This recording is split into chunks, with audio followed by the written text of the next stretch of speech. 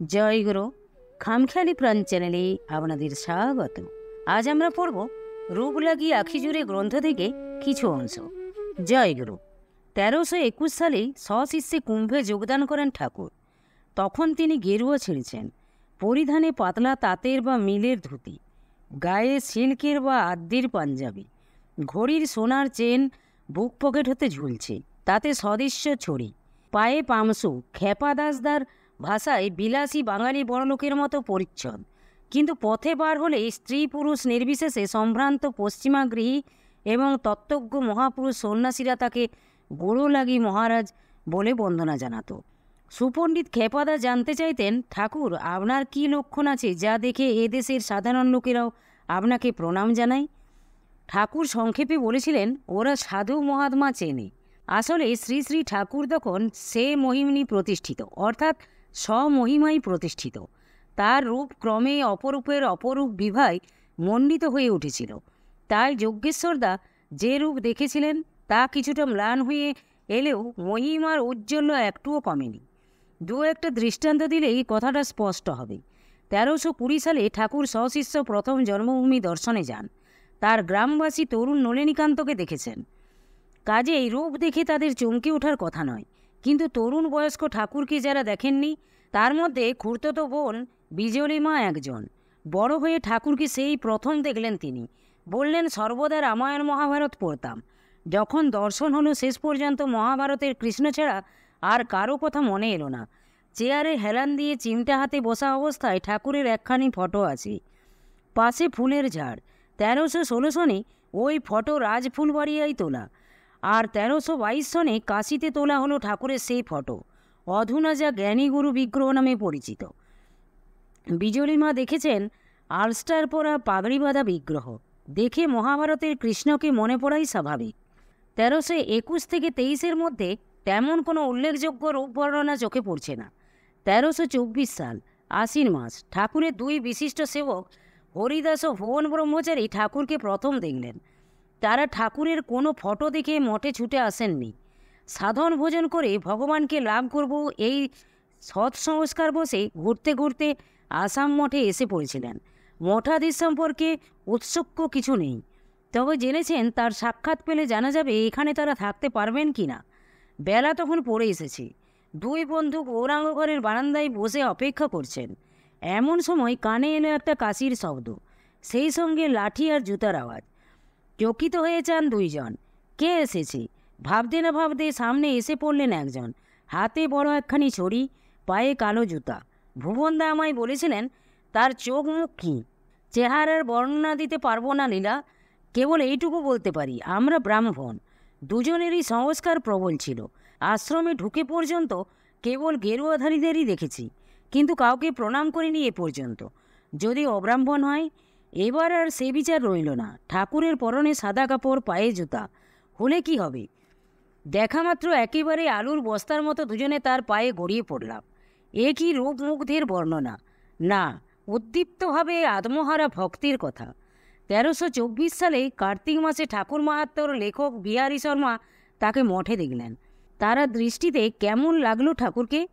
বলছেন, মঠ হতে ফিরবার সময় পথে কেবল ঠাকুরের গম্ভীর ও জ্যোতির্ময় মুখশ্রী, উজ্জ্বল ও কমনীয় দেহকান্তি, স্নিগ্ধ ও সকরুণ দৃষ্টি এবং নির্ভীক ও উদ্বেগবিহীন ভাব বারবার আমার মানসপথে উদিত হইতে লাগিল। উজানিসারের অশ্বিনী কুমার ধর ঢাকা গেন্ডিয়া আশ্রমে ঠাকুরের কাছে দীক্ষা নেন। বিহারীদা মঠ হতে ফেরার অল্পদিন পরেই ঠাকুর গেলেন উজানিসারে। গ্রাম ভেঙে লোক এলো তাকে দেখতে, দেখে মুগ্ধও হলো। কিন্তু সে মুগ্ধতা যজ্ঞেশ্বর দাদাদের মতো নয়। তারাও ঈশ্বর চিনলেন চরণে। অনেকেই নিরীক্ষণ করিলেন তাহার চরণকমলের দিকে। ঠাকুরের সুকোমল অনুরাগ রঞ্জিত চরণকমলের শোভা জলজ কমলের শোভাকেও হার মানাইল। 1325 সালে বিজলিমা আর একবার ঠাকুরের দেখা পেয়েছিলেন নবদ্বীপে, স্বামীর কর্মস্থানে। বলছেন, ঠাকুর আমাকে একখানা চিঠি দিয়ে হঠাৎ চলে এলেন। নৌকা থেকে সোজা হেঁটে আসছেন রাস্তা আলো করে, খুব জোরে হেঁটেছেন। শরীর থেকে যেন তেজ বার হচ্ছে। স্বয়ং মহাপ্রভু আসছেন মনে হলো। এর কোনোটাই রূপের বর্ণনা নয়, সেই উদ্দীপন বিভাবের কথা। কিন্তু সেই উদ্দীপন বিভাবের পেছনে তখনও যে রূপের ঐশ্বর্য কতখানি ছিল আমাদের চণ্ডীদার কাছ হতে তার বিবরণ পেয়েছি। 1325 সালের মাঘ মাসে সুদূর মেদিনীপুর হতে ঠাকুরের সন্ধানে আসাম মঠে ছুটে এসেছিলেন চণ্ডীদা। নিতান্তই অল্প বয়স, প্রাণে বড় ব্যাকুলতা। সিদ্ধ যোগী মহাপুরুষের দর্শন পাবেন, আশ্রয় করবেন শ্রীপাদপদ্ম। যোগীগুরুর অনবদ্য বিগ্রহ দেখে আত্মহারা তিনি। মঠে এসে শুনলেন ঠাকুর বাইরে আছেন, আগামীকালই আসবেন। নির্দিষ্ট দিনে অন্তেবাসীদের সঙ্গে রেললাইনের ধারে অপেক্ষা করেন চণ্ডীদা। গাড়ি এসে থামল। প্রথম শ্রেণীর গাড়ি হইতে সুশুভ্র শৌখিন পরিচ্ছদ পরিহিত দিব্য গৌরকান্তি বিশিষ্ট সুদর্শন রাজাধীরাজের ন্যায় এক জ্যোতির্ময় বিরাট পুরুষ অবতরণ করিলেন। তাহার পদযুগলে সুদৃশ্য ব্যাঘ্রচর্ম নির্মিত পাদুকা, লম্বিত বাহুযুগলে দক্ষিণ হস্তে বাঁধানো সুন্দর একটি ছড়ি ও বাম হস্তে একগুচ্ছ পুষ্পরাশি। প্রশস্ত বক্ষস্থল উপরে সুবর্ণ শৃঙ্খলিত রুদ্রাক্ষীর শৌখিন দুই লহর মালা ও কৃষ্ণভ্রমর কেশরাশি জটাকারে বিন্যস্ত হইয়া বিলম্বিত। মুখমণ্ডল সুমনোহর সুশ্রু গুম্ফরাশিতে সুশোভিত। এই অপূর্ব দর্শন দেবমানব গাড়ি হইতে অবতরণ করিবা মাত্র ব্রহ্মচারীগণ প্রণামপূর্বক পদধূলি গ্রহণ করিতে লাগিলেন। তিনি যে মঠাধিষ্ঠাতা সদ্গুরু পরমহংসদেব তাহা বুঝিতে বিলম্ব হইল না। কাজেই আমিও তাহার অতুল রাতুল চরণে প্রণাম ও পদধূলি গ্রহণ করিয়া জীবনকে ধন্য জ্ঞান করিলাম। সমুদ্রের সংস্পর্শে নদীর গতির বিলুপ্তির ন্যায় তাহার দর্শন ও স্পর্শনে যেন মনের প্রবল আকুলতা স্তিমিত হইয়া গেল।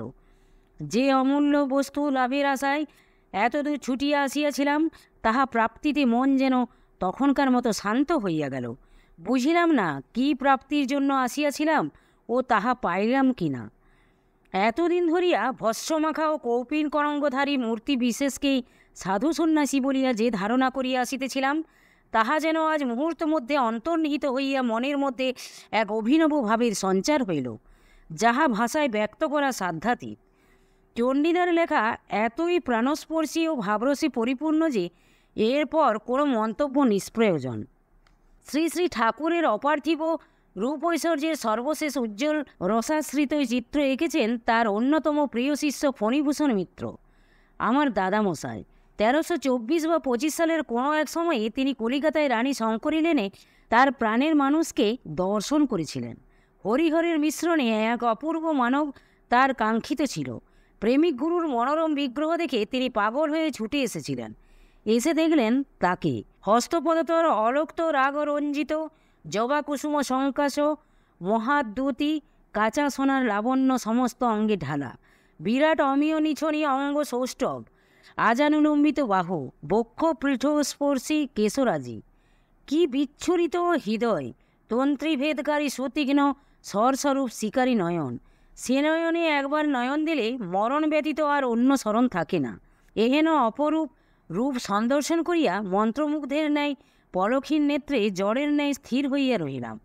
আমার অতুলনীয় বর্ণ গৌরবেই হোক বা কিম্ভূত কিমাকার আকৃতি দেখিয়াই হোক, তিনি বারবার আমার উপর সেই বিষম কুসুমবাণ নিক্ষেপ করতেছিলেন। রাজদরবারে যাবতীয় আলাপ আলোচনা শেষ হইলে সেই দিনকার মতো ভঙ্গ হইতে যায়। এমন সময় নিদারুণ সরম সংগ্রামে জয়ী হইয়া রক্তাভ মুখে গলদঘর্ম অবস্থায় ধনুষ্টঙ্কারের রোগীর মতো সবেগে দাঁড়াইয়া উঠিলাম এবং বলিলাম, সকলের তো সবই হলো, আমার কিনারা কিছু হতে পারে কি? মুখ দেখিয়া বুঝিলাম আমার কথা তার ওরগান্ডির পর্দা স্পর্শ করিয়াছে। অন্তরের উদ্বেলিত মহাসিন্ধু দমন করিয়া গম্ভীরভাবে বলিলেন, কাল সকালে গঙ্গা স্নান করে এসো। শ্রী শ্রী ঠাকুর সম্বন্ধে দাদামশাইয়ের ছিল গোপী ভাব, সুতরাং তার ভাবের চোখে ঠাকুর মহারাজের চোখের চাহনি যেন শিকারী নয়ন বা বিষম কুসুমবান বলে বোধ হবে। এ আর বিচিত্র কি? সুতরাং তার ভাবের চোখে ঠাকুর মহারাজের চোখের চাহনি যে শিকারী নয়ন বা বিষম কুসুমবান বলে বোধ হবে, এ আর বিচিত্র কি? ঠিক এরকম বর্ণনা কিন্তু আর কেউ দেননি। বলেছি তো, যেমন ভাব তেমন লাভ। আর ভাবোদ্দীপক রূপের বৈশিষ্ট্য এইটাই, সে রূপে যার চিত্তে যে ভাবের অঙ্কুর আছে তা মঞ্জরিত হয়। এই প্রথম দর্শনের বিবরণ দিতে গিয়ে দাদামশাই আরেকটা জিনিস আমাদের দিয়ে গেছেন। শ্রী শ্রী ঠাকুর কিভাবে কাপড় পরতেন তার একটি নিপুণ বর্ণনা। প্রথম দিনই সেটি তার দৃষ্টি আকর্ষণ করেছিল। ভক্তগণ আপনাদের রুচি ও তৃপ্তি অনুসারে উৎকৃষ্ট মূল্যবান পরিধেয় বস্ত্র দিতেন, ভক্তের মনোরঞ্জনের জন্য তাহা পরিতেন। কিন্তু পরনের সে এক অদ্ভুত ভঙ্গি, অর্ধাংশ লইয়া দৃঢ়ভাবে কোমরে বাঁধিতেন এবং অপর অর্ধেক যাহাতে হাঁটুর নিম্নে না যায় তদ্বিষয়ে বিশেষ যত্নবাদ হইতেন। আমি জিজ্ঞাসা করিতাম, এমন ভালো ভালো দামি কাপড়গুলি কেনই বা লও, আর কেনই বা সেগুলিকে এমন কদর্য করো? কৌপির পরা যার চিরভ্যাস, সে সিমলা ফরাসডাঙ্গার ধুতি পরবে কেমন করে? তার কথা শুনে হাসতে হাসতে ঠাকুরের চোখে জল এসে যেত। বলতেন, কেন আমাকে দেয় এসব?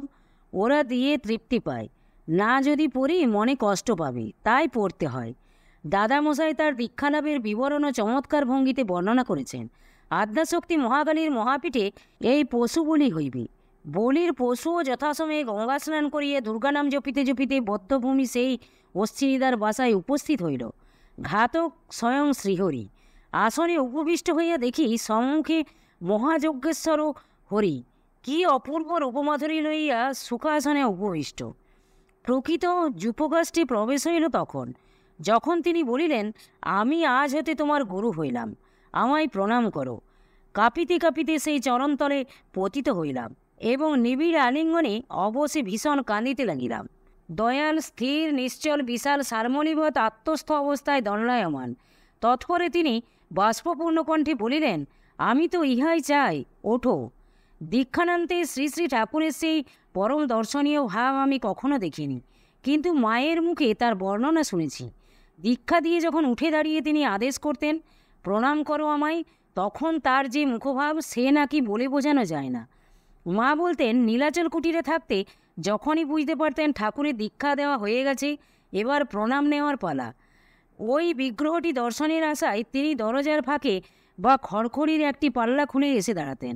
ঠাকুর আসনে ঋজু স্থির হয়ে দাঁড়িয়ে আছেন, দৃষ্টি নিবদ্ধ, নত যেন শিষ্যের প্রতি।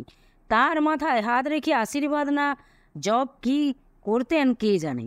পায়ে লুটিয়ে পড়ে প্রণাম করত সেই ভাগ্যবান। তিনি অটল মহিমায় প্রণাম গ্রহণ করতেন। সমগ্র অবয়বে ফুটে উঠত বিগলিত করুণা, অপার বাৎসল্য।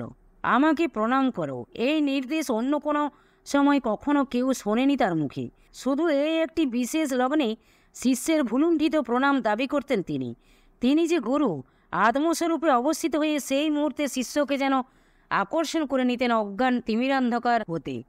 স্বয়ং গ্রহণ করতেন তার সমস্ত দুষ্কৃতি। ভাব দেখে তাই মনে হতো, কি সে স্নিগ্ধ সজল চাহনি, অথচ দুরধিগম্ভ প্রশান্ত গাম্ভীর্য। জয় গুরু, জয় গুরু। আজ এই পর্যন্তই। যদি আপনাদের ভালো লেগে থাকে তাহলে চ্যানেলটিকে সাবস্ক্রাইব করে সাথে থাকবেন। জয় গুরু, জয় গুরু।